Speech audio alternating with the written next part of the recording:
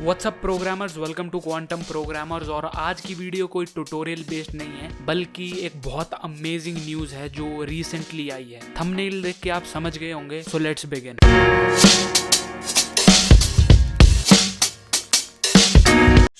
News ये है कि विंडो एक्सपी, और सिर्फ विंडो एक्सपी नहीं, एक्सबॉक्स हो गया, सर्वर 2003 हो गया, इन सब के सोर्स कोड जो हैं वो ऑनलाइन लीक हो गए हैं। मोर देन 40 GB का डेटा ऑनलाइन अपलोड किया गया है, जिसके अंदर विंडो एक्सपी और सर्वर 2003 इंक्लूडिंग .NET फ्रेमवर्क्स और साथ में एक्सबॉक्स के भी सोर्स कोड डाल दिए गए हैं, जो कि बहुत अमेजिंग तो क्या बोलूं, लेकिन सोचने वाली बात है। क्योंकि देखा जाए तो विंडो 10 में 8 में ज्यादा सिमिलैरिटीज नहीं है। मोस्ट ऑफ द फाइल्स जो होती हैं, जब भी हम किसी वर्जन को स्विच करते हैं, जैसे इंस्टाग्राम का हो गया या फेसबुक का, जब भी वो ऐप का न्यू वर्जन निकालते हैं तो उसमें सिर्फ थोड़ी सी फाइल चेंज होती है, ऑलमोस्ट उसका जो बेस रहता है वो सेम रहता है। तो उसी तरह विंडो एक्सपी के जो कोड्स हैं वो किस तरह से बना है, उसका स्ट्रक्चर कैसा है उस ऑपरेटिंग सिस्टम का, अगर आपको उसका पता चल जाए तो आप बहुत इजीली आगे फर्दर जो वर्जन है उनकी भी चीजें काफी मिलती जुलती होती हैं, तो इससे किसी भी ऑपरेटिंग सिस्टम की फाइल चेंज करना ईजी हो जाएगा। लेकिन ये जो सोर्स कोड अभी लीक हुआ है, ये कितना एक्यूरेट है, मींस ऑथेंटिकेट है, सही है कि नहीं, उसका अभी तक